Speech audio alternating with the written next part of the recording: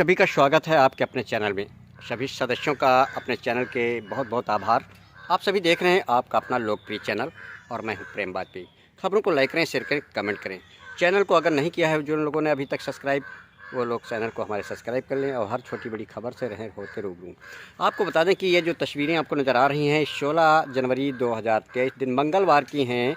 स्थानीय कस्बा अटल चौक पर स्थित संकट मोचन हनुमान मंदिर परिसर की, जहां पर आप स्पष्ट देख पा रहे हैं कि इसकी सजावट और पड़ी कुर्सियां और लगा बैनर जो साफ जाहिर करता है कि यहां पर किसी अतिथि के स्वागत और सम्मान में ये कार्यक्रम का आयोजन किया जा रहा है। बताते चलें कि संकल्पित 4 धाम यात्रा श्योता के लोकप्रिय विधायक ज्ञान तिवारी के द्वारा प्रथम बद्रीनाथ में श्रीमद्भागवत कथा और द्वितीय जगन्नाथपुरी में संपन्न होने के उपलक्ष्य में ये जोरदार भव्य स्वागत और सम्मान श्योता के विधायक का होने की ये तस्वीरें हैं, जहां पर आप स्पष्ट देख पा रहे हैं कि इस कदर से कार्यकर्ताओं ने और व्यापार मंडल ने कस्बा रेउसा के विशाल एक आयोजन स्वागत सम्मान समारोह में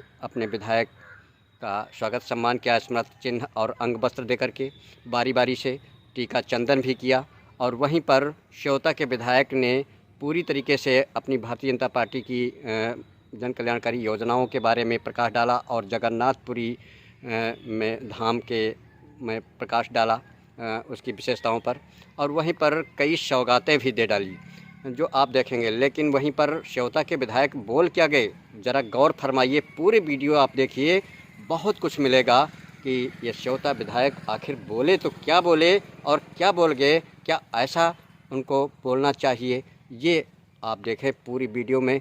इस तरीके के हैं श्योता के लोकप्रिय विधायक ज्ञान तिवारी चौकीदार, जो अपने स्वागत सम्मान के समारोह में क्या बोले और कैसे आभार प्रकट किया लोगों का।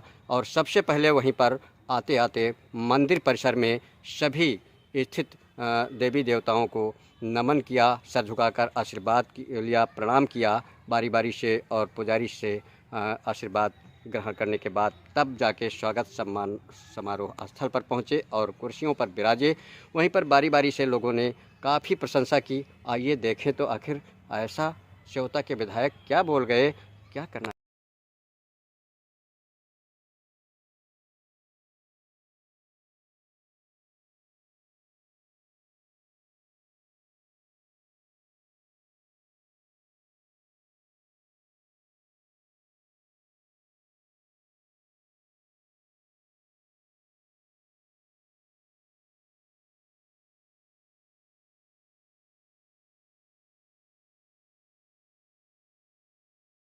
हम लोगों को भाग में मिला है, जिससे हम लोग के चारों धाम मुक्ति के माध्यम से चारों धाम की हम लोग यात्राएं कर रहे हैं। और वहाँ पर यात्राएं नहीं, एक हफ्ते रह करके गुरु जी से मतलब श्रीमद् भागवत पुराण का की कथाएं सुन रहे हैं कि बड़े सौभाग्य है। ये बहुत ही दुर्लभ लोगों को प्राप्त होता है। ये तो इसके पहले पिछले वर्ष आनंद आया है कि लग रहा था कि है और जगन्नाथ स्वामी जी की कृपा रही कि इतनी ज्यादा भीड़ जो हम लोग को अनुमान नहीं थी, लगभग 3000 हमारे लोगों के साथी वहाँ पहुँच करके अपने पूर्ण प्राप्त किए हैं। और अथाह भीड़ को संयम रूप से निपटाया गया है। कहीं ये लगा ही नहीं कि हम लोग लोकल व्यवसाय में नहीं है, इसलिए जगन्नाथपुरी में फिर एक संकल्प लिया कि अगली जो यात्रा है, अगला जो भागवत है वो हमारे रोमांचित हुआ है। इसलिए हम लोग प्रयास नहीं करेंगे कि अधिक से अधिक संख्या में हम लोग साथ में जुड़ करके न अपने आप के माध्यम से पूरे प्राप्त करें और पूरे सम्मानित अध्यक्ष व सदस्य व व्यापारी बंधु, इस कार्यक्रम के मुख्य अतिथि आदरणीय श्री ज्ञान तिवारी जी, दादा जी, इस व्यापार युवा पूर्व प्रधान भाई किशोरीलाल जी, आशीष श्रीवास्तव जी, शाहरुख पुरवाल जी, आज मैं समस्त प्रधान बंधु व्यापारी बंधु हमें हृदय की गहराइयों से स्वागत और अभिनंदन मंजूर करता हूँ। जहाँ पर इस कार्यक्रम का सवाल रहा जो हमारे विधायक जी किया है, इस क्षेत्र का एक बहुत बड़ा ही भाग्योदय हुआ है। कहा यही कहा जाएगा कि देखिए तो जहाँ लोग जाने खोज नहीं पा रहे वहाँ हमारा विधायक सबको लेके जा रहा है। तो विधायक कहा भी करते हैं कि वो ये नेमिस की धरती है, जैसी धरती है वैसा हमारे विधायक की सोच भी है। इस विधायक जी सबको ले गए, सबकी तरफ से मैं विधायक जी का हृदय की गहराई से बहुत बहुत हार्दिक स्वागत करता हूँ, उनको धन्यवाद देता हूँ, उनको प्रणाम करता हूँ। की कथा के चरण में द्वितीय जो चरण था जगन्नाथपुरी धाम में भगवत कथा का वो पूरा हो चुका है। मैं अपनी आप विधि बता रहा हूँ कि कैसे एक कार्यक्रम में पहुंचा। कुछ लोगों के टिकट जो हुए थे वो कैंसिल हो गए थे किसी कारणवश, तो मेरा भी टिकट कैंसिल हो गया था। तो पहले मैं आया संदीप यादव पास, तो मैंने बस में अपनी सीट बुक कराई।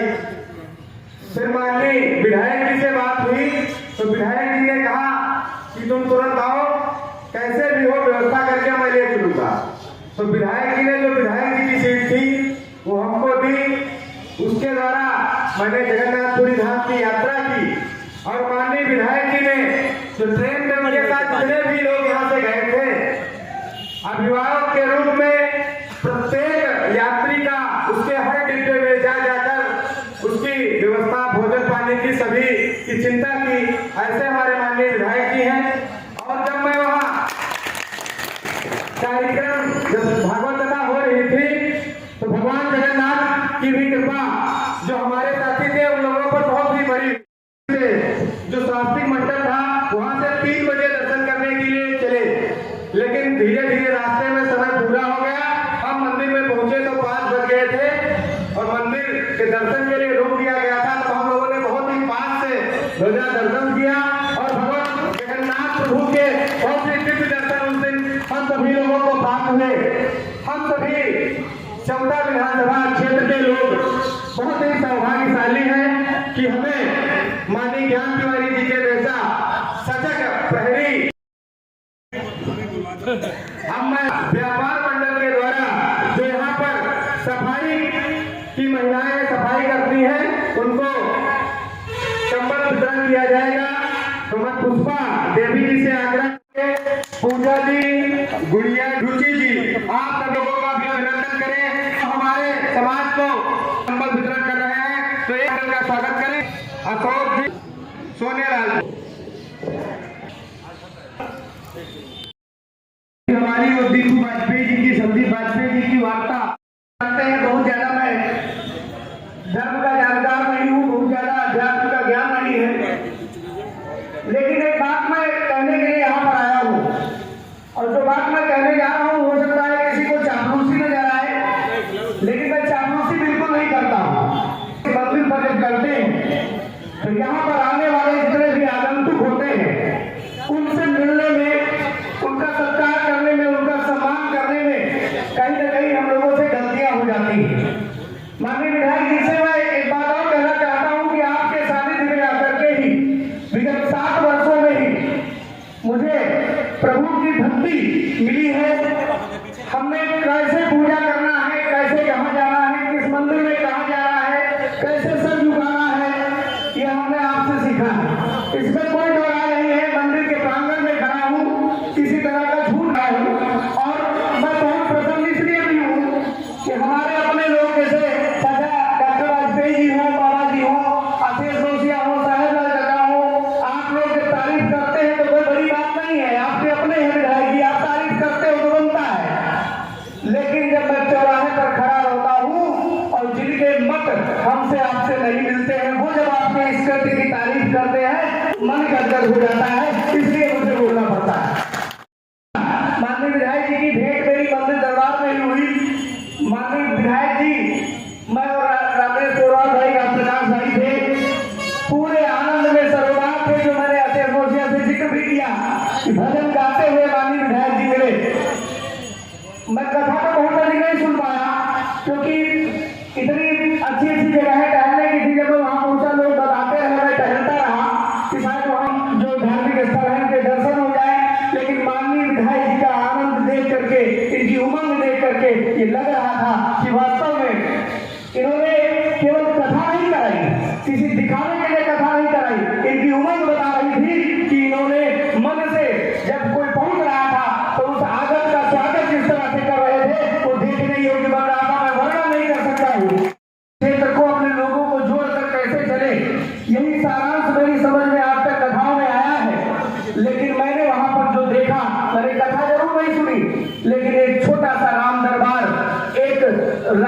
घर वहां पर देखते बन रहा था।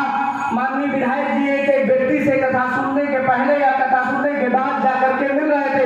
इसमें अगर कहीं मैं गलत बोल रहा हूँ चाचा तो आप बता दीजिएगा आप कहाँ थे। रामेश दादा का अलग मिलना, गुड्डू दादा का अलग मिलना, भाभी का अलग मिलना, ये निश्चित रूप से हम सबको प्रेरणा देता है।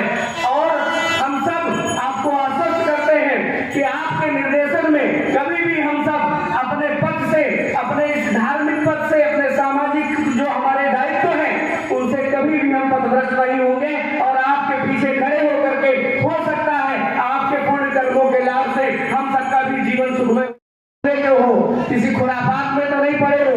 मैं आपको आश्वस्त करता हूँ कि हम सब यहाँ पे जितने लोग आपसे जुड़ गए हैं, चाहे हम हो या इस समाज के कोई अन्य युवा हो, जब तक आपसे जुड़े रहेंगे, आपको देखते रहेंगे, आपका अनुसरण करते रहेंगे, कोई भी व्यक्ति पथभ्रष्ट हो ही नहीं सकता, ये मेरा दावा है। और मैं बार बार प्रशंसा करता हूँ, वो अलग बात मैं 2 दिन के लिए पहुंच पाता हूँ, ये मेरा दुर्भाग्य, मैं कथा नहीं सुन पाता हूँ। मैं जाना है आप वहां से जो कुछ लेके आएंगे वो मुझे मिल ही जाएगा। इस पूरे दर्शक को देख करके मैं भावविभोर हूँ। और मैं भगवान बालाजी महाराज से, श्री शंकर को, जब हनुमान जी महाराज से प्रार्थना करता हूँ कि प्रभु हमारे माननीय विधायक जी को और अधिक शक्तिशाली बनाए और इस तरह के आयोजन जो इस 38-40 साल की उम्र में जो धमाम हमने कर लिए, जो बालाजी महाराज जिनको मैंने कभी देखा नहीं था, आपकी प्रेरणा से मैं वहां पहुंचा, वहां हमारे सिद्ध गुरु जी मिले, आपके गुरु जी से भेंट हुई, आपने वहां बिठाया, उन्होंने मुझे मंत्र दिया कि बेटा राम रक्षा स्तोत्र का पाठ किया कर, जीवन सुधर जाएगा।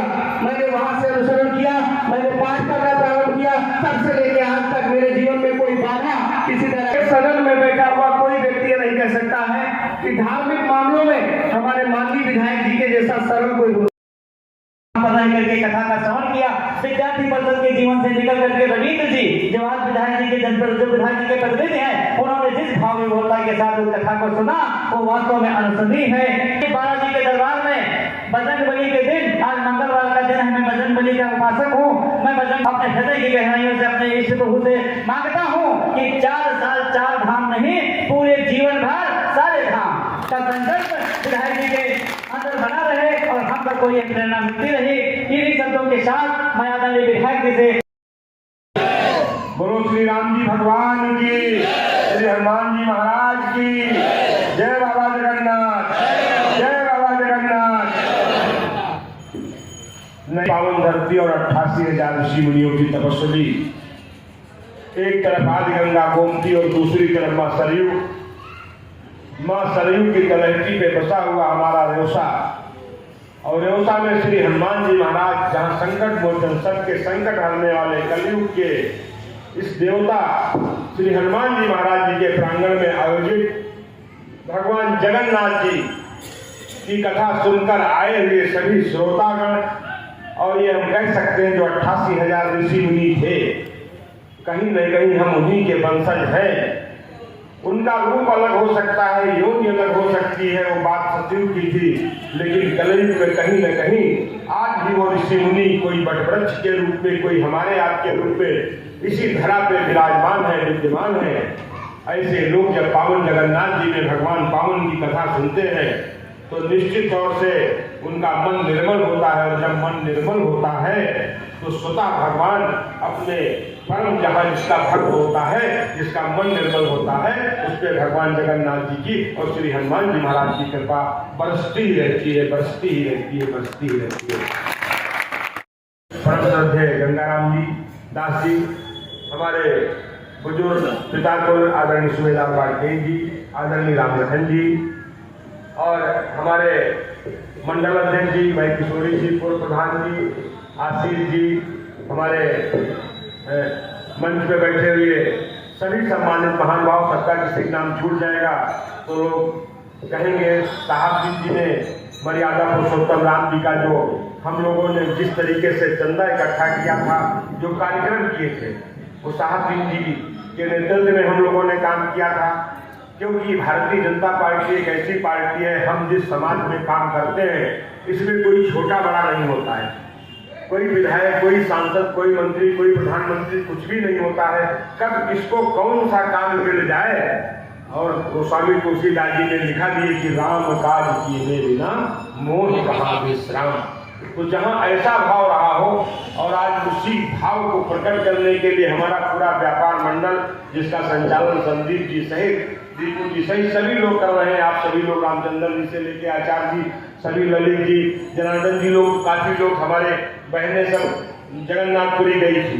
लेकिन सोचिए जिस प्रभु राम के मंदिर को ले हमारी सारी पीढ़ियां भक्ति चली गई, लोग कि प्रभु राम का मंदिर बनेगा बनेगा बनेगा। भाजपा के लोग जा रहे हैं, जब हम लोग घिराव करते थे कहते थे सौगंध राम की खाते हैं, मंदिर वही बनाएंगे, तो कहते थे मंदिर बनाएंगे सौगंध की राम की भी नहीं छोड़े, राम की भी झूठी कसम खाते हैं, ऐसा लोग कहते थे। आज वही लोग ये कह रहे हैं कि हम बुलाए थे नहीं आएंगे, हमें कार्ड नहीं मिला, जब कार्ड मिलता कहता हम नहीं आएंगे।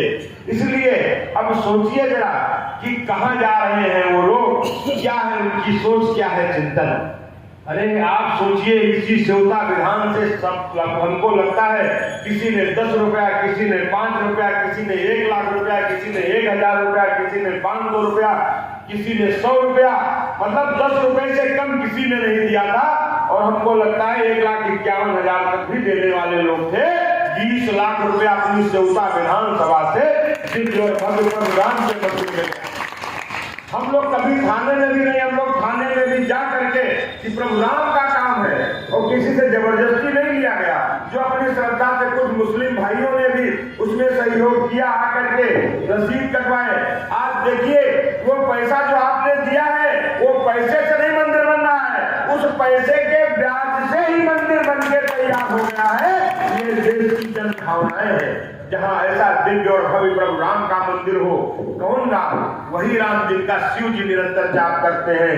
अभी हमारे संदीप मिश्रा जी कहते थे हमसे जब से राम रक्षा स्त्रोत का पाठ कर रहे हैं तब से शांति शांति मिल रही है। कैसे नहीं मिलेगी? उस राम नाम को जप करने वाले स्वयं शिव जी है। राम रक्षा स्त्रोत का जब पाठ करोगे तो जो आखिरी का श्लोक है 38 नंबर, उसमें यही लिखा है कि राम रामेति रामेति राम नाम मनोरमे राम सहस्र नाम तुल्यम राम नाम बराने, ये उसी में लिखा हुआ है। पार्वती जी कहते हैं इसका अर्थ है कि ये तुम क्यों आप निरंतर क्या गुनगुनाते रहते हो? तो कहते हैं इसे मैं निरंतर राम नाम का जप करता रहा हूँ। जब शिव जी राम नाम का जाप कर रहे हैं तो हमको आपको राम नाम के जाप करने में क्यों दिक्कत हो रही है? कैसे कहते हैं कि राम काल्पनिक है, और जो लोग राम काल्पनिक थे आज उन्हीं के बारे में लोग कहते थे ये काल्पनिक है, राम नहीं काल्पनिक है। आज राम मंदिर में मैं देख रहा हूँ फेसबुक के माध्यम से, टीवी चैनल के माध्यम से कोई 1000 कमल के फूल लिए जा रहा है। कह रहे भैया कमल के फूल कहाँ रखेंगे? कोई 10-10, 11-11 करोड़ का ऊपर का जो कलश रखता है उसका बनवा रहा है। 7-7 करोड़ रुपए के दरवाजे बन रहे हैं। ये देने वाले कौन है? ये कोई विदेश से बाहर है कि मेरा क्या है तेरा तुझको अर्पण, क्या लागे मेरा क्या लागे मेरा, किसी के मन में ये भाव है, वही ये सब काम कर रहे हैं। ऐसे प्रभु राम जी हमारे 22 तारीख को दिव्य और भव्य अपने मंदिर में उनकी प्राण प्रतिष्ठा होगी। देश के यशस्वी प्रधानमंत्री आदरणीय नरेंद्र मोदी जी द्वारा, संत महात्माओं के द्वारा, उत्तर प्रदेश के मुख्यमंत्री आदरणीय योगी आदित्यनाथ जी के द्वारा, और जन भावनाएं सभी चाहते हैं हम 22 को अयोध्या में पहुंचे। लेकिन 125 करोड़ की आबादी का देश और विदेशों में रहे हुए हमारी भाई और बहन वो सब आना चाहते हैं, लेकिन सरकार ने जो बाहर के लोग हैं ऐसे लोगों को पहले प्राथमिकता दी है। हम आपको डे बाई डे दर्शन करते ही रहेंगे, पहुंच जाएंगे। लेकिन हम मकर संक्रांति कल से जो परसों से शुरुआत किए हैं, अपने जितने मंदिर हैं उनकी सफाई करें, दीपक जलाएं, घर पे जलाएं। और हम ये भी चाहते हैं 22 तारीख को हमारे प्रांगण में एक बड़ी LED बड़ी सी स्क्रीन लगा करके वही दिव्य और भव्य आयोजन देखा जाए और सब लोग आए, वहीं पे बढ़िया तहरी का आनंद लिया जाएगा। और यही हम व्यवस्था कराते हैं अपने आवास पे। चूंकि रामपुर मथुरा में गोस्वामी तुलसीदास जी ने रामचरित्र का चित्रण किया है, जिन्होंने गोस्वामी तुलसीदास जी ने रामचरितमानस लिखा है, तो एक दूसरा कार्यक्रम हम रामपुर मथुरा में भी कराएंगे। तो मेरा यह प्रयास रहेगा, यहाँ पे भी मैं पहुंचूंगा, लेकिन वहां भी रह जाएगा क्योंकि यहाँ आवास है। क्योंकि इस मंदिर में हम चाहे हो जाएगी, संभव है वहाँ पार्किंग की भी व्यवस्था है, व्यवस्थित हो जाएगा। ये कार्यक्रम की रूपरेखा यहाँ पे बनाई जाए, आप सबके सहयोग से सब सहमत है ना? बताइए सहमत है ना? तो ये 22 तारीख को ये व्यवस्था की जाए, बढ़िया सुंदर तहरीर की व्यवस्था की जाए। और और जैसा कि मुझे जानकारी है शाम को सेवता में भी भंडारा चलेगा, शाम को दीप उत्सव का भी कार्यक्रम है, ऐसे रामपुर मथुरा में भी रहेगा। और हम लोग घूम फिर करके चारों तरफ ऐसा लगे कि प्रभु राम जी आए हैं, तो उसके स्वागत में जगह जगह पूरी तरीके से पूरा राममय होना चाहिए, ये भाव प्रकट करके देना चाहिए। जो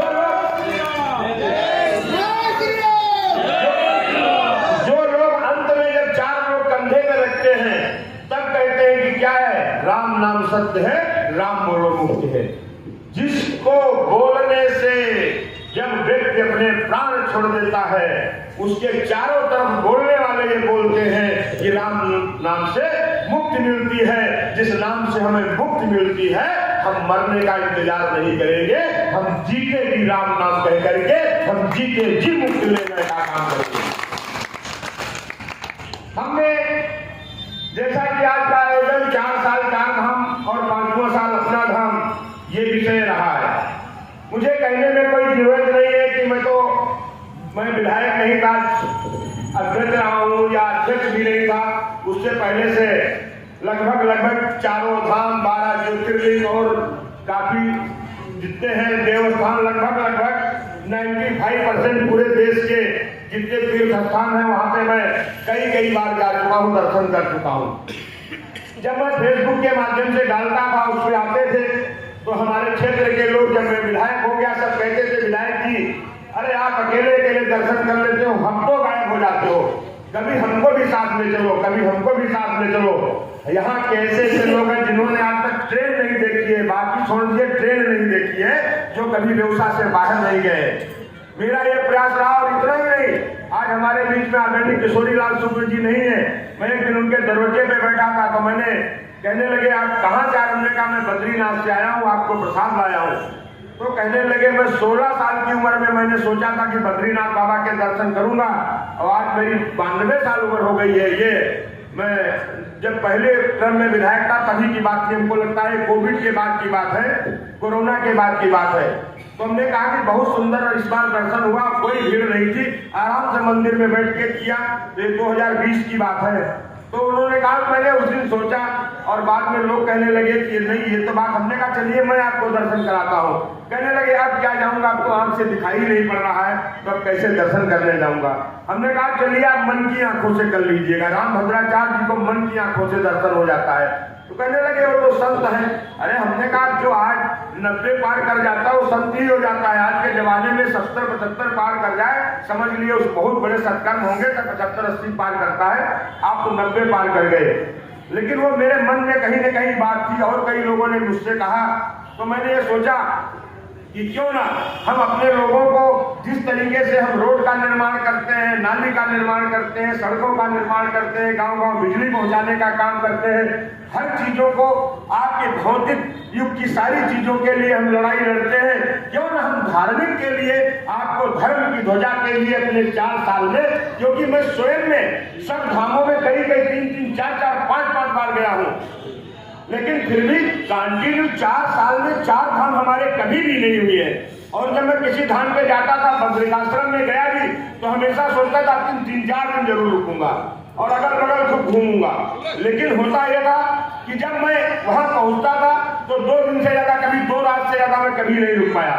लेकिन जब बद्रिकाश्रम में भगवान की कथा सुनी तो पूरे 8 रात हमें रुकने का सौभाग्य प्राप्त हुआ और हम चरण पादुका से लेकर के अगल बगल के एकादशी की जहाँ उत्पत्ति होती है, ऐसे सभी तीर्थों को भी हमें घूमने का सौभाग्य प्राप्त हुआ। इस नाते मैं आप तो नहीं है और मैं स्वयं में सौभाग्यशाली हूँ। ये मत मान के लिए कि मेरी वजह से आप तीर्थ कर रहे हैं ना, हम आपकी वजह से तीर्थ कर रहे हैं। ऐसा मेरा मानना है कि आप लोगों ने भी मुझे लायक बनाया है, जो हमें 8 दिन वहां तीर्थ पे रह रहे हैं और आपका स्नेह इतना रहता है कि जहां आप जाते हैं हमको लगता ही नहीं है कि ये नैमिष है, ये हमारा बद्रिकाश्रम है या जगन्नाथपुरी है। जब जगन्नाथपुरी में इस बार हम लोग थे तो वहां सेवता और सीतापुर के अलावा कुछ दिख ही नहीं रहा था। अगर कोणार्क मंदिर जाओ तो सेवता सीतापुर, और वो अगर सांची गोपाल जाओ तो फिर वहीं पे मिल गया, लिंगराज जी में जाओ तो सीता सीता, मतलब यही दिख रहा था। दुकान वाले, अरे विधायक जी की कथा हो रही है, अरे महंगाई बढ़ गई, वहां पे इतनी महंगाई हो गई, ये स्थिति हो गई। इतने लोग जो लगभग जैसा कि आदरणीय वाजपेयी जी कह रहे थे, लगभग 2,500-3,000 4,000 लोग पहुंच गए वहां पे। और सबसे बड़ी बात, जैसा कि जगन्नाथ जी में कलयुग का स्थान है, वहां पे ये सत्य है कि कलयुग के देवता श्री हनुमान जी महाराज है, और उसके साथ में जो हमारे 4 धाम हैं, उन धाम में ये कलयुग का धाम है जगन्नाथपुरी का। और जगन्नाथपुरी तीनों के नाथ हैं, जग के नाथ हैं, गरीब के नाथ है जगन्नाथ प्रभु जी। और वहां पे हमने साक्षात देखा प्रसाद बनाने वाली टीम। देखिए जितने भी मंदिर हैं पूरी दुनिया में, हर जगह तो प्रसाद मिलता है, लेकिन जगन्नाथ जी के मंदिर में महाप्रसाद, जब उनका भोग लगने के बाद महाप्रसाद हो जाता है। अगर महाप्रसाद इस दुनिया में कहीं है तो जगन्नाथ बाबा जी के धाम में है, और कहीं नहीं है। जगन्नाथ जी मंदिर में 4 द्वार हैं। वो 4 द्वार जो पहले हम जिस द्वार से जाते हैं, पूरब की तरफ सिंह द्वार है, वो हमारा धर्म द्वार है। उस धर्म द्वार पे 22 सीढ़ियां बनी हुई हैं। उस 22 सीढ़ियों का अपना अपना एक लॉजिक है, लेकिन उसमें जो तीसरी सीढ़ी है वो बहुत महत्वपूर्ण सीढ़ी है, वो यमशिला है। हमने जो अपने जीवन में पाप किए हैं, कुकर्म किए हैं, उस शिला पे जब हम पैर रख करके भगवान जगन्नाथ जी को प्रणाम करते हैं, तो यमराज जी के द्वारा सारे पापों को यहीं से हमें शरीर से मुक्त करके आगे बढ़ने का रास्ता मिलता है। और उसके बाद जब हम भगवान के दर्शन करते हैं तो हमें इधर पीछे से मुक्ति मिल करके आगे फिर स्वतः हमारा जीवन की शुरुआत हो जाती है। ऐसा मैंने वहां लोगों से भी बताया है। दूसरा, जब दक्षिण की तरफ जाएंगे तो वो हमारा काम का द्वार है, कामना का द्वार है, जो आप मांगते हैं वो मिलने वाला है। फिर जब पश्चिम की तरफ जाएंगे, जहां श्री हनुमान जी विराजमान है, वो कनकत्ता हनुमान जी है, क्योंकि समुद्र के हराहट से भगवान जगन्नाथ जी को नींद में दिक्कत होती थी, तो श्री हनुमान जी महाराज एक कान लगा करके, मैंने फेसबुक के माध्यम से उसके बारे में बोला भी था, जो नरसिंह द्वार है उधर से वो सुनते हैं और वो समुद्र की सारी आवाज को अपने कान में रोक लेते हैं। इसलिए आप देखे होंगे कि उस मंदिर में जैसे आप मंदिर के बाहर पूरा समुद्र की आवाज है, और जैसे हनुमान जी के पास पहुंचोगे वो आवाज गायब हो जाएगी, समुद्र की आवाज समाप्त हो जाती है। इस कलयुग में आज साक्षात ये प्रमाणित है। तो ऐसे श्री हनुमान जी विराजमान है। और उसके बाद जब हम आएंगे, उत्तर का द्वार, जिस द्वार से निकलते हैं वो मोक्ष का द्वार है, इसलिए हम धर्म के द्वार से घुसते हुए और उसके साथ में भगवान जगन्नाथ जी के दर्शन करते हुए जो काम और हमारा मोक्ष और अर्थ और धर्म और ये चारों द्वार है, ऐसे जगन्नाथ प्रभु के सामने हैं। और हमें निश्चित तौर से बहुत खुशी लगी, लेकिन फिर भी मैं इतना जरूर आप लोगों से कहूँगा, इतनी भारी में संख्या में लोग गए, हजारों की संख्या में, जिस तरीके से आप लोगों ने पूरे कंधे से कंधा मिला करके, ये नहीं समझे अपने आप को सब लोगों ने ज्ञान तिवारी समझ करके, अपना कार्यक्रम समझ करके। और मैं तो ये देख रहा था, जो पूरा प्रांगण भरा हुआ था, माननीय सांसद जी स्वयं राजेश वर्मा जी 2-2 दिन गए, पूरे परिवार के साथ गए, और उससे ये स्वयं उन्होंने कहा कि विधायक जी जब अगला आपका कार्यक्रम होगा, ये स्थान छोटा लग रहा है, अगला और बड़ा आपको स्थान करना पड़ेगा। इसलिए ये जो आप लोगों का स्नेह है, प्रभु जगन्नाथ जी की कृपा से 2-3 लोग 4 लोग ऐसे भी गए जो रास्ते में बीमार हो गए, वहां तक नहीं पहुंच पाए, सोचिए। और आप लोग कितना सौभाग्यशाली है कि भगवान जगन्नाथ जी के धाम में रह करके 8 दिन तक कथा सुनना, सुबह स्नान करना, भगवान जगन्नाथ जी का दर्शन करना। अगर हम अंदर जाके नहीं कर पाए तो हमने शिखर दर्शन कर लिया, पुण्य उतना है जो अंदर जाके दर्शन करने का, और शिखर के दर्शन का पुण्य कम नहीं है। ज्ञानेश जी ने भी कहा, मैंने 3 बार झंडे को बदलते हुए देखा। जगन्नाथपुरी का झंडा बदलना कोई आसान काम नहीं है, कितना ऊंचा है। और जो सुदर्शन चक्र के ऊपर आदमी नंगे बदन से चढ़ता है, उल्टी मंदिर की सीढ़ियों से हम लोग अगर चढ़ जाएं तो दहशत के मारे स्लिप होकर के गिर जाएंगे। लेकिन वो नित्य प्रति वो ध्वजा पताका बदली जाती है, और वो ऐसी ध्वजा जहां समुद्र के किनारे इतनी तेज हवा चलती है, उस हवा में एक ये भी अलौकिक चीज है, वहां पे अगर हवा पूर्वा चलेगी तो पश्चिम की तरफ ध्वजा नहीं जाएगी। जिधर को अगर इधर की हवा है तो उधर को नहीं, वो ध्वजा हवा के विपरीत अगर किसी प्रांगण में ध्वजा लहराती है तो बाबा जगन्नाथ जी के मंदिर में लहराती है। भगवान जगन्नाथ जी के जब ये आषाढ़ मास जब डबल होता है, पुरुषोत्तम मास में आता है, ये लगभग 12 साल में आता है। तो जो भगवान जगन्नाथ की नीम की प्रतिमा है, उस प्रतिमा में आज भी भगवान जगन्नाथ जी का दिल रखा हुआ है, और जो पुजारी उस दिल को बदलता है तो वो महसूस करता है कि ये दिल पूरा धड़क रहा है, और उसको करके जो दूसरी लकड़ी की प्रतिमा बनती है उसमें शिफ्टिंग का काम करता है जो व्यक्ति। अब आप सोच लीजिए कितना अलौकिक मंदिर है। जो लोग गए हैं उनके लिए भी बहुत बहुत धन्यवाद है, और जो रह गए हैं, अगर बाबा जगन्नाथ जी की कृपा होगी तो जब एक राउंड पूरा होगा तो फिर दूसरे राउंड में फिर देखा जाएगा, उसका भी व्यवस्था की जाएगी।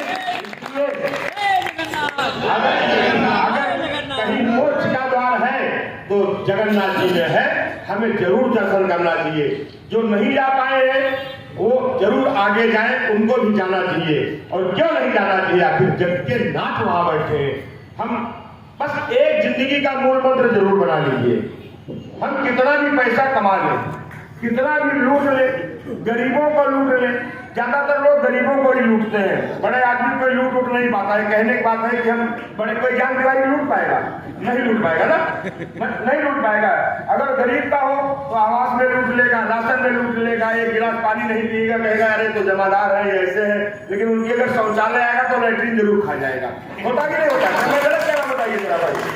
तो इसलिए कभी जिंदगी का मूल मंत्र बना लीजिए, कभी आपको कष्ट नहीं होगा। आपका कुछ भी नहीं है, आपका कुछ भी नहीं है। अगर आप सोचो आपका सब कुछ है, ये किला आपका है, ये बिल्डिंग आपकी है, आपका है, आपका कुछ नहीं है। आपका वही है जो आपके साथ में जाएगा, उसके अलावा आपका कुछ नहीं है। इसलिए का धन पूत सपूत संचय और का धन पूत सपूत तो संचय। अपने बच्चों को, अपने परिवार को संस्कार युक्त शिक्षा दीजिए। आप संस्कार युक्त शिक्षा देंगे, स्वतः वो आगे बढ़ेंगे। हाँ, ये जरूर है, हम समाज में रह रहे हैं, हम पारिवारिक हैं, हमारा परिवार है, परिवार का भरण पोषण करना हमारी जिम्मेदारी है। किसी व्यक्ति की कोई आवश्यकता है, अगर वो चोरी भी करता है तो ईश्वर उसको भी माफ करता है, वो उसकी आवश्यकता है। लेकिन इतना पेट भरा हुआ है, इतना लूट के रखे हुए, लेकिन फिर भी मेरा मन नहीं भर रहा है, मेरा पेट नहीं भर रहा है, ऐसे व्यक्ति को भगवान कभी माफ नहीं करता है। मैं दावे के साथ कह सकता हूँ, इतना जरूर सोचना चाहिए, समझना चाहिए। हमारे परम पूज्य त्यागी जी महाराज देखिए 3 दिन वहां जगन्नाथपुरी में इस बार 3 दिन रहे। बद्रिकाश्रम में तो 2 दिन रहे, यहाँ तो 3 दिन रहे। और जिस तरीके से, जिस भाव से उन्होंने हम सब लोगों को आशीर्वाद दिया, तो जो श्रीमद् भगवान की कथा हो रही थी और जब त्यागी जी महाराज जी बैठे तो उसकी और एक सुंदरता, और ये हम कह सकते हैं एक और हम लोगों को एक उत्साह आ गया। ये लगा नहीं कि चहलारी घाट भी वहीं पे पहुंच गया है। हालांकि रामनगर जी नहीं पहुंच पाए, अब ये 99 के चक्कर में थोड़ा बहुत इधर उधर रहे होंगे, इसलिए नहीं पहुंच पाए 99 वाले। इसलिए 99 वालों से मेरा जरूर निवेदन है, हमें कमाई करना है, ठीक बात है, अच्छा करना है और अच्छी बात है, लेकिन जब उस कमाई थोड़ी टेढ़ी मेढ़ी भी हो जाए तो एक बार जरूर जगन्नाथ बाबा के दर्शन कराएं। और 4 साल चौथा धाम अब दिन मैंने ब्रह्म प्रकाश जी से कहा कि अगर आप अकेले तो वहां गए तो तुम्हारा ठीक नहीं रहेगा। ये प्रधान जी बैठे, सारी व्यवस्था है, ये हमसे भी बड़े आदमी है, हमसे ज्यादा इनके पास जमीन भी है, दिखते नहीं है, हमसे भी बड़े आदमी, लेकिन ये अकेले। हमने कहा भाई, आप ईश्वर ने आपको पुत्री दिया है, पुत्र रत्न की प्राप्ति हुई है, सुंदर पत्नी दिया है, और तुम अकेले तीर्थ में भी, वो भी धाम में अकेले जा रहे हो। तो अब धाम में अकेले जाने का मजबूरी में हम जा सकते हैं, लेकिन अकेले जाने का प्रावधान नहीं है। अगर हम धाम में जाएंगे तो सब पत्नी, सब परिवार, अगर नहीं पूरा परिवार ले जा रहे हैं तो पत्नी को जरूर हमें लेके जाना चाहिए, तो आपका पुण्य और जस्ट डबल हो जाएगा, दूना होने वाला है। रामेश्वरम की यात्रा के लिए, चूंकि आप सब लोग जान भी रहे हैं कि मेरी बेटी एक MBBS डॉक्टर है, उसकी शादी है 14 तारीख को। अब चूंकि अभी तक हम भागवत में व्यस्त थे, अब कल से मैंने, चूंकि इधर मकर संक्रांति आई, कल से अच्छे दिन आए हैं, तो कल से मैंने अब उस काम में शुरुआत की, इसलिए आपके बीच में इधर थोड़ा आना जाना कम हो पा रहा है। अब ये कार्यक्रम 14 तारीख को निपट जाएगा, और दूसरी भतीजी की भी शादी है, तो दोनों शादियां हम ही को लगभग देखनी है। और इसके बाद तो मैं एकदम फ्री हो जाऊंगा, एक 11 मार्च के बाद, 12 मार्च के बाद एकदम फ्री हो जाऊंगा। फिर आपको ये नहीं लगेगा विधायक जी कम आ रहे हैं या ज्यादा आ रहे हैं, शिकायत भी समाप्त हो जाएगी। लेकिन इस समय हकीकत में बहुत काम है, अभी कोई तैयारी नहीं है, कोई व्यवस्था नहीं, क्योंकि 1 महीना ये कुछ हो नहीं सकता था, उधर कथा का कार्यक्रम चल रहा था और इस नाते थोड़ा इधर आना जाना कम रहेगा। लेकिन इतना जरूर कहूंगा, ये यात्रा तो 1400 किलोमीटर की थी, लेकिन रामेश्वरम की यात्रा 52 घंटे की, ये 27 घंटे की थी। वो 52 घंटे के लिए वो जो ट्रेन आपके आदरणीय मोदी जी ने वंदे भारत अयोध्या से जो सीधे रामेश्वरम हमको ले जाएगी, वो एक ट्रेन चलेगी बुधवार को, ये भी मैंने जानकारी की है। लेकिन उससे पहले जब ये अभी अप्रैल या मई में जब इससे थोड़ा हो जाएंगे, फिर लोकसभा का चुनाव आ जाएगा, तो लोकसभा के चुनाव के बाद मैं रामेश्वरम जाऊंगा, जा करके आप सबकी पूरी व्यवस्था करके आऊंगा और व्यवस्था करने के बाद फिर मैं वो डेट क्लियर करूंगा कि किस तारीख के हिसाब से हम लोगों को अगले धाम की तैयारी करनी है। रामेश्वरम में इस बार हमारे एक और बालाजी मंदिर के गुरुजी थे, जिनका एक दिन कीर्तन हुआ था, 3-4 भजन उनके हुए थे, तो गुरु जी की कथा भी रहेगी। उसके बाद जो समय लगेगा उस समय में शाम का उनका भी, क्योंकि वहाँ हम लोग दर्शन के अलावा वहाँ भी कई है, जब वहाँ भी जाओगे, जहाँ हनुमान जी जहाँ से उड़े थे लंका के लिए, वहाँ पे समुद्र के किनारे कहाँ राम जी बैठे थे, धनुष कोटि हो गया, कहाँ पे वो पुल बना हुआ है, ऐसे करके कई बिंदु वहाँ पे भी हैं घूमने वाले, और यहाँ पे भी घूमने वाले थे। तो हम पूरे तरीके से कथा भी सुनेंगे, घूमेंगे भी, और कोई चिंता की बात नहीं है, न कोई ले जाने वाला है, न कोई करने वाला है, बुलाने वाले भी वही हैं, ले जाने वाले भी वही हैं, व्यवस्था करने वाले भी वही हैं। जब भगवान ऐसा कुछ करता है तो या तो ऐसे लोगों से मिला देता है या ऐसा आपके मन में डाल देगा। आप स्वतः भगवान की तरफ एक डोर है, क्योंकि ईश्वर अंश जीव अविनाशी, ईश्वर का अंश ही तो आपके शरीर में है, तभी तो आप बैठे हुए हैं ना भैया। और जब ईश्वर का अंश ये कहता है कि नहीं आपको ये 4 धाम करने हैं, तो आपको 4 धाम मिल जाएंगे। लेकिन ये 4 साल 4 धाम सुपर फास्ट जैसे नहीं होती है ट्रेन, ये वंदे भारत की तरह है कि कंटिन्यू 4 साल 4 धाम मिल जाएंगे। ये बहुत बड़ा सौभाग्य होगा। हम ये कह सकते हैं, ये गांजर के इतिहास में, जनपद सीतापुर के इतिहास में ये पहली बार होगा कि हमारे इस क्षेत्र के इतने लोगों के इतने एक साथ में ऐसे ऐसे 2 धाम हो गए हैं, और 2 धाम और हो जाएंगे। तो मुझे विश्वास है ये जीवन सफल हो जाएगा। एक सौगात और आपको देने वाला हूं, बहुत बड़ी सौगात है, जो घोषणा नहीं है। माननीय मुख्यमंत्री जी से भी बात हुई है, माननीय नितिन गडकरी जी से भी बात हुई है। हम ये चाहते हैं कि हमारे क्षेत्र से कोई एक 6 लाइन 8 लाइन रोड निकले, जिससे और मेरे क्षेत्र का विकास हो। ये रोड भी आपके क्षेत्र से बहुत जल्दी निकलने वाली है। एक आपका हाईवे एक्सप्रेस वे जो सीधे गोरखपुर जाएगा और संभल तक जाएगा, वो बहुत जल्दी आपके यहाँ होने वाला है। वो बहराइच होकर के जा रहा था, हम मिले हैं, बातचीत हुई है, हमारी मोटी मोटी बात हो गई है। लेकिन जब तक अपने उस पर सर्वे न हो जाए हम नहीं कह सकते, क्योंकि इस किनारे पे नदी है हमारी। तो हमने कहा कि हम 70 किलोमीटर दूर है जिला मुख्यालय से, जो हाईवे है वो 70 किलोमीटर दूर पे है। अगर मेरे गांधी क्षेत्र से और बहराइच में तो भाई अगर हमारे बीच से मेरी विधानसभा से ऐसे करके कोई निकल जाएगा, तो हमारे क्षेत्र की जमीन की कीमत भी बढ़ेगी और हमारे लोगों के यहाँ बहुत बड़ी सौगात मिल जाएगी। ये भी आपको सौगात भगवान चाहेंगे जगन्नाथ जी बाबा, तो ये बहुत जल्दी मिल जाएगी आपको, ऐसा मुझे विश्वास है। ऐसा हम लोगों से बातचीत करके कन्विंस कर लिए, तब मैं जब किसी चीज को कन्विंस कर लेता हूँ तब ये बात कहता हूँ। एक बहुत बड़ी सौगात आप लोगों को मिल गई है। आपके क्षेत्र में सेंचुरी प्लाईवुड की बहुत बड़ी फैक्ट्री लगने जा रही है और उसका काम पूरा प्रोसेस में है। और जिस दिन पूरी तरीके से सुचारू रूप से चालू हो गई, तो समझ लीजिए कितने लोगों को काम करने का भी अवसर मिलेगा।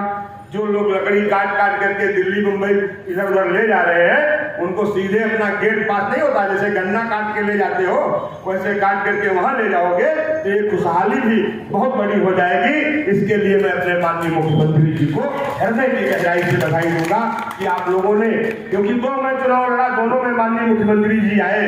और जब मैं उनसे कहता हूँ कि हमारी जनता बहुत गरीब है, जिन्होंने ट्रेन नहीं देखी है, जिनके पैर में चप्पल नहीं है, लेकिन किसी तरीके से कैसे झोपड़ी में रहते हैं, तो माननीय मुख्यमंत्री जी भी दृढ़ित होते हैं।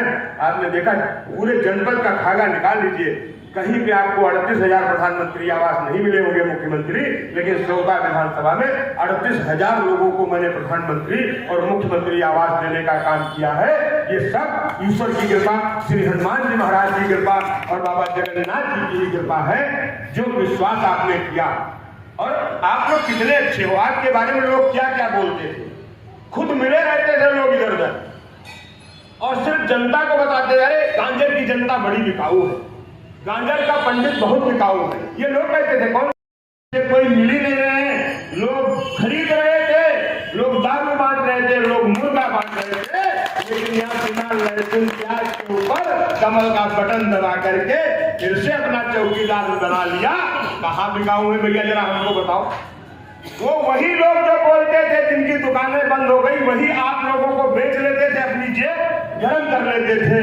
आप लोगों ने पहली बार अपनी बुद्धि का परिचय दिया है कि नहीं, हम सत्य के साथ हैं, हम धर्म के साथ हैं। इसलिए मैं आप लोगों को हृदय की गहराई से अभिनंदन करता हूं, वंदन करता हूं, आपको प्रणाम करते हुए अपनी वाणी को विराम देता हूं। और भगवान जगन्नाथ जी महाराज से यही मैं विनती करूंगा, निवेदन करूंगा, जैसे मेरे जीवन में खुशहाली आए उसी तरीके से आपके भी जीवन में खुशहाली आती रहे। जब आप प्रसन्न हो तो हम प्रसन्न हैं, और जब आप प्रसन्न हो तो हमें भी खुशी मिलेगी। मेरा जितना प्रयास रहेगा, मैं जब तक आप लोगों ने हमें जो समर्थन दिया है, जो विश्वास हम पे जताया है, उस विश्वास की कसौटी पे हमारा यही लक्ष्य रहता है कि जब तक ध्येय न पूरा होगा तब तक पग की गति न रुकेगी। आज कहे चाहे कुछ दुनिया, कल को झुके बिना न रहेगी। मैं उसको एहसास करा दूंगा कि आप गलत हो, हम गलत नहीं हैं। और जिस दिन हमारा एक्सप्रेस वे निकल गया इधर से, और सब व्यवस्थाएं व्यवस्थित, देखिए गाँव सड़क हम लोग किस तरीके से करके, लेकिन इतना बिगड़ा हुआ तंत्र को संभालना, एक परिवार चलाने के लिए कितनी दिक्कत होती है। उसके बावजूद आपने कहा कनौरा में अगर बढ़ई से आप निकल पाते नहीं, वो भी आपने रोड करा दी, वो भी काम आपका, वहां से सीधे खमरिया शेखुपुरवा से लोग सामान नहीं निकल, अगर वो रोड न बनाए होते तो इस बार में नहीं निकल पाते। अब सीधे ने कहा कनौरा में आप जुड़ जाएंगे पूरी तरीके से। आपकी ये वाली हो गई, शंकरपुर झुसनी वाली हो गई, आप महादेवा जाएंगे तो गुवाहाटी चिमलाई होते हुए सीधे एकदम बॉर्डर पे निकल जाएंगे, वो भी हमने करवा दी हो गई। आप अगर इन गांव से धान गांव जाना है तो या तो उधर घूम के आओ या इधर रेवसा घूम के जाओ, बीच से बेलोता होकर के, वो भी मैंने स्वीकृत करा दिया, वो भी बहुत जल्दी अभी काम आपका लग जाएगा, बहुत जल्दी व्यवस्थित होने वाला है। तो मेरा यही प्रयास रहता है, लेकिन फिर भी इतना करने के बाद आपका ये हमको लगता है जो बरौली से मधुआ को भी कंप्लीट ही हो गई होगी या कंप्लीट हो गई। तो इस तरीके से हम लोगों को जो कितना घूम के आना पड़ता था, समस्याएं रहती थी, उसको लेके हमारा अनवरत प्रयास रहता है कि आपके जिस तरीके से जो आपने मुझ पे विश्वास करके कमल का बटन दबाया है, आपके चेहरे पे मुस्कुराहट आई है, वो मुस्कुराहट को हम खोने नहीं देंगे। वो निरंतर मुस्कुराहट बढ़ती रहे, चाहे वो रोड के माध्यम से, वह आवास के माध्यम या धार्मिक क्षेत्र में या सामाजिक क्षेत्र में। और अभी हम लोगों को अपना हम नंबर 1 पे किए, लेकिन अभी हम संतुष्ट नहीं है, क्योंकि हमारे तरफ बहुत गरीब लोग हैं। आयुष्मान भारत का कार्ड भी ज्यादा से ज्यादा लोगों को मिल जाए, ताकि उनको इलाज को लेकर के कभी दिक्कत न हो। वो 5 लाख तक इलाज हम करा सके, ये तभी संभव है जब आप जैसे कार्यकर्ता, आप जैसे संरक्षक, आप जैसे बुजुर्गवार चामुंड रूपी जो आशीर्वाद देने के लिए बैठे हुए हैं। मैं श्री हनुमान जी महाराज को प्रणाम करता हूँ, आप सबको प्रणाम करते हुए अपनी वाणी को विराम देता हूँ, क्योंकि जहीराबाद में एक कार्यक्रम भैया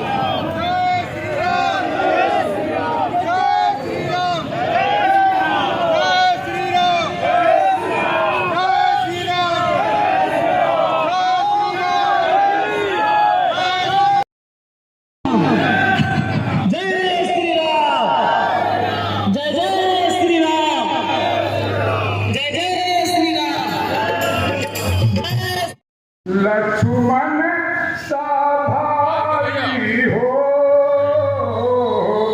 कौशल्या माई हो